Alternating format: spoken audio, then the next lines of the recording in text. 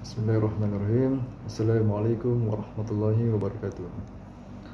Perkenalkan teman-teman, nama saya Rahmadin Dudensyah, mahasiswa dari Institut Parahikmah Indonesia, Prodi Ekonomi Syariah semester 2. Nah, teman-teman semua, pada kali ini saya akan menjelaskan sedikit mengenai paradigma filsafat ekonomi syariah terhadap solusi kehidupan manusia. Nah, ini juga merupakan tugas penyelesaian dari mata kuliah filsafat ekonomi oleh dosen kami. Nah, baik, langsung mari kita masuk ke dalam pembahasannya. Jadi, pada video ini saya akan menjelaskan mengenai paradigma filsafat ekonomi syariah dan juga solusi atau kemaslahatan umat manusia. Nah, teman-teman semua, perlu kita ketahui lagi bahwa paradigma merupakan sebuah pola pikir, merupakan sebuah sudut pandang mengenai hal apapun yang kita lihat dalam kehidupan kita yang terpengaruh, dan itu menjadi sebuah pola pikir yang membentuk dalam diri kita. Nah, kaitannya dengan ekonomi syariah adalah ekonomi yang berkaitan dengan tiga hal. Tentu saja produksi, distribusi, dan konsumsi. Namun bedanya ekonomi biasa dan ekonomi syariah adalah terletak pada syariatnya, di mana di dalamnya banyak sekali larangan, terutama halal haram, halalan thayyiban yang kita kenal, dan juga banyak sekali kemaslahatan yang bisa kita dapat dari ekonomi syariah. Karena dalam ekonomi syariah bukanlah keuntungan diri sendiri yang dicari, melainkan keuntungan bersama. Yang mendapatkan pengaruh dari ekonomi syariah ini adalah seluruh umat manusia dan bukan cuma diri pribadi sendiri. Ini terjadi di ekonomi konvensional, di mana yang kaya semakin kaya, miskin semakin miskin. Nah, di ekonomi syariah, di sini berupaya menjadikan yang kaya menjadi kaya, yang miskin menjadi kaya. Nah, otomatis yang miskin terpengaruh dan terkena dampak dari kayanya dari orang si kaya tersebut. Baik, kita akan masuk kepada materi dari ekonomi syariah, paradigma ekonomi syariah. Nah, kehidupan dan kebahagiaan manusia. Pada dasarnya manusia itu menginginkan sebuah kebahagiaan, hidup di dunia dan akhirat, baik secara rohani, material, spirit, individu maupun sosial. Nah, perlu kita ketahui teman-teman, manusia tentunya ingin hidup layak dan hidup sejahtera di muka bumi ini. Oleh karena itu, salah satu solusi yang bisa dilakukan oleh manusia dalam menanggapi kehidupan tersebut, dalam menanggapi kesuksesan tersebut, adalah dengan memenuhi kebutuhan yang bersifat material, atau bisa kita sebut dengan kebutuhan primer, tersier, dan sekunder.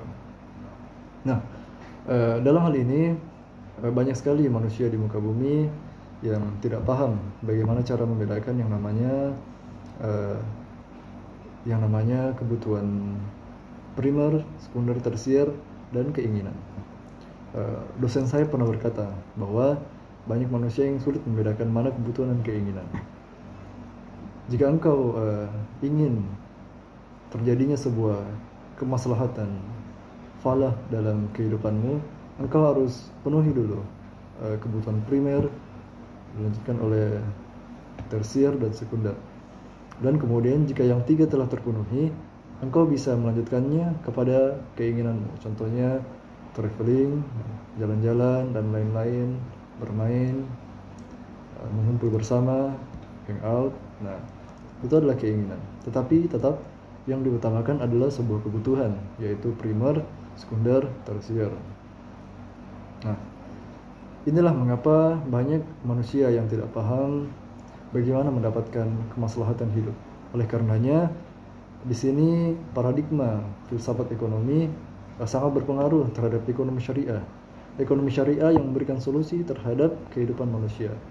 Di mana tadi sudah saya jelaskan, ekonomi syariah memberikan maslahat kepada seluruh umat manusia.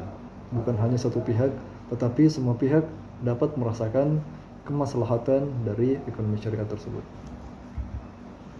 Nah, tentang ekonomi syariah, mungkin teman-teman banyak yang belum paham atau belum mengerti Apa sih namanya ekonomi syariah? Apa bedanya? Nah, tentu saja sudah saya jelaskan di awal tadi apa itu ekonomi syariah. Ekonomi syariah secara definisi hampir sama, namun sedikit berbeda. Bedanya adalah pada poin syariat. Dalam ekonomi syariah ada syariat agama Islam yang dimasukkan, yang dimana halalan thayyiban sangat dipentingkan, kelayakan, sumbernya dari mana, haramkah, halalkah atau tidaknya, dan thayyibannya, dan manfaatnya, nilai gunanya yang bisa menjadi nilai guna yang baik. Nah, ekonomi syariah juga merupakan sistem ekonomi yang mengedepankan prinsip syariah, dan juga ekonomi syariah punya landasan mutlak, yaitu Al-Quran dan Al-Hadis. Jadi teman-teman kalau mau tahu prinsipnya Al-Quran itu apa, jadi dua, Al-Quran dan Sunnah, atau Al-Quran dan Hadis.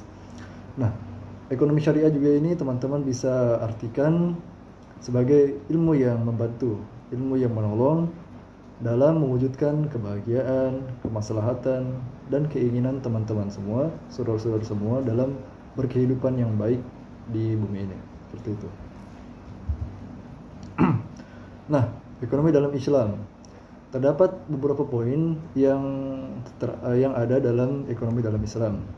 Ekonomi Islam ini juga telah bersamaan dengan kehadiran Islam. Tentu saja pada saat Islam ada, ekonominya ada. Namun di sini maksudnya adalah praktiknya ekonomi syariah sudah ada, namun mata kuliah atau namanya belum ada. Oleh karena itu dulu praktiknya sudah ada, namun mata kuliahnya atau pelajarannya, atau bisa kita bilang ilmunya belum ada. Seperti itu. Nah, dalam berekonomi atau mencari rezeki juga sudah Allah firmankan dalam surah Al-Jumu'ah ayat 10, yang artinya apabila solat telah dikerjakan, bertebarlah kamu di bumi dan carilah karunia Allah, dan ingatlah Allah banyak-banyak agar kamu beruntung. Apa maknanya, apa tafsirnya? Jadi Allah Subhanahu wa taala menciptakan manusia tidak lebih dari beribadah kepadanya. Nah, ibadah ini bukan hanya teman-teman bisa simpulkan sebagai salat. Ibadah banyak. Bukan cuma salat, tapi bekerja juga adalah ibadah. Mencari uang adalah ibadah. Namun, carilah uang itu dengan niatan yang tulus kepada Allah Subhanahu wa taala untuk mencari ridhonya Allah. Nah, inilah yang ada pada ekonomi syariah juga. Seperti itu, teman-teman semua. Oleh karenanya, ingatlah Allah banyak-banyak ketika engkau bekerja agar engkau beruntung. Karena sungguh Allah mencintai hambanya yang mengingat kepadanya. Sama halnya dengan istighfar, astagfirullahaladzim, itu mendatangkan cintanya Allah Subhanahu wa taala. Seperti itu. Nah, baik, lanjut ke slide selanjutnya. Di sini Umar Chapra, yaitu tokoh terkenal dari Arab Saudi, pernah mempunyai teori. Dia berkemuka bahwa ekonomi Islam adalah satu cabang ilmu pengetahuan yang dapat membantu mewujudkan kesejahteraan manusia melalui alokasi sumber, alokasi distribusi sumber yang langka tanpa mengekang kebebasan individu secara berlebih. Jadi di sini beliau mengatakan bahwa ekonomi syariah ini adalah solusi loh. Ini adalah solusi dengan cara mengalokasikan apa yang telah engkau miliki secara syariat, dari distribusi dari sumber-sumber yang langka, sumber yang halal, tanpa mengekang, tanpa terlalu berlebihan dalam menjerat orang lain, dalam terjun ke dalamnya. Seperti itu. Baik, lanjut. Nah, pada slide ini kita bisa melihat skema yang saya buat sendiri, yaitu ekonomi dalam Islam, yaitu penerapannya dalam kehidupan sehari-hari, di mana ini juga ekonomi diimplementasikan kepada jual beli, diimplementasikan kepada beribadah, dan juga diimplementasikan dalam pekerjaan. Nah, oleh karenanya Allah bukan hanya memerintahkan sholat, tapi juga memerintahkan manusia untuk bekerja. Dan oleh karena itu ingatlah Allah banyak-banyak. Jadi jual beli, beribadah, pekerjaan, itu semua sudah masuk dalam ranah ekonomi syariah, yang dimana Anda juga harus memahami, mengetahui prinsip-prinsip dari ekonomi syariah, apa manfaatnya, apa falahnya. Karena ini adalah sebuah solusi bagi kehidupan manusia. Nah, perkembangan ekonomi Islam. Ekonomi Islam juga tidak serta-merta tumbuh di ranah zaman Rasulullah SAW. Mereka tumbuh dan berkembang secara pesat, tetapi melalui berbagai tahapan sejak awal hingga kebukuannya. Ekonomi Islam telah ada sejak lama, sejak zaman Nabi Allah Rasulullah Muhammad SAW, dan juga ekonomi Islam berhasil mewujudkan kebahagiaan dan kesejahteraan rakyat. Nah, di situ kita bisa lihat para Khalifah Ufur Rasyidin, yaitu ada Abu Bakar As-Siddiq, ada Umar bin Khattab, ada Utsman bin Affan, dan Sayyidina Ali bin Abi Thalib.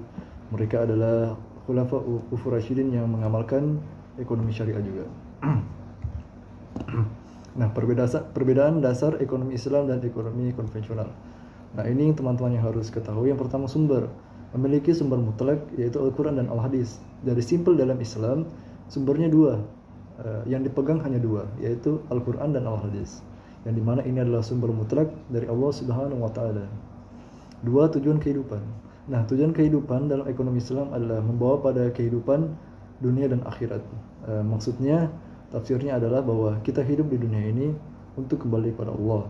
Kita punya waktu terbatas, jadi menggunakan apa yang Allah sediakan sebaik-baiknya itu sangat penting. Nah, yang ketiga, konsep harta sebagai wasilah. Nah, dalam Islam, manusia juga hanya diberikan kesempatan untuk menggunakan segala yang Allah miliki di dunia ini. Jadi, teman-teman semua harus paham bahwa apa yang Allah miliki, pakaian kita, baju kita, pakaian juga, harta kita, uang kita, itu semua Allah yang kasih, Allah yang miliki. Jadi, kita tidak boleh serta-merta sombong dan ria terhadap apa yang telah Allah berikan kepada kita. Itu. Nah, lanjut. Paradigma falsafah ekonomi sebagai solusi kehidupan manusia. Nah, Islam merupakan agama yang bersifat paripurna dan universal, serta merupakan agama yang lengkap dan memberikan tuntunan dan panduan bagi kehidupan umat Islam. Islam secara ketat mendorong umatnya untuk giat dalam aktivitas keuangan dan usaha-usaha yang meningkatkan kesejahteraan ekonomi dan sosial juga. Konsep Islam menegaskan bahwa pasar harus berdiri atas prinsip persaingan bebas. Artinya tidak ada permainan tangan manusia yang zalim di dalamnya. Melalui doktrin menghilangkan riba, Islam dapat memberikan solusi dalam kehidupan perekonomian manusia. Jadi di sini lagi dijelaskan bahwa ekonomi syariah memberikan pengaruh yang baik terhadap pasar dan juga kehidupan manusia di sekitarnya. Baik, kita lanjut ke slide berikutnya. Nah, nilai dasar yang menjadi pembeda antara ekonomi Islam dan ekonomi konvensional. Yang pertama yaitu keadilan, atau bahasa Arabnya adl. Dalam Islam, keadilan menjadi salah satu pilar penting terwujudnya ekonomi Islam yang sejahtera, karena Allah Subhanahu wa Ta'ala juga melarang hambanya untuk berbohong. Allah Subhanahu wa Ta'ala menyuruh agar hambanya untuk jujur dalam segala hal, mau itu dalam bekerja, dalam beribadah, dan bertutur kata, seperti itu. Dua, khilafah haruslah orang yang bertanggung jawab dan dapat memberikan kesejahteraan bagi masyarakat, salah satunya perekonomian. Jadi pemimpin sangatlah penting dan berpengaruh bagi kehidupan suatu negara, kehidupan sebuah tempat yang dia pimpin. Jadi pemimpin adalah orang yang harus memberikan pengaruh, yang memberikan dorongan yang baik kepada anggotanya, kepada masyarakatnya, seperti itu. Takaful. Nah, takaful dalam Islam yaitu saling tolong-menolong, atau ini juga sama dengan bermuamalah. Islam mengajarkan agar para muslimin dan muslimah saling bermuamalah, artinya saling tolong-menolong dalam segala hal. Misalnya ada saudara kita yang butuh bantuan finansial, kita bisa membantunya, dan kita tidak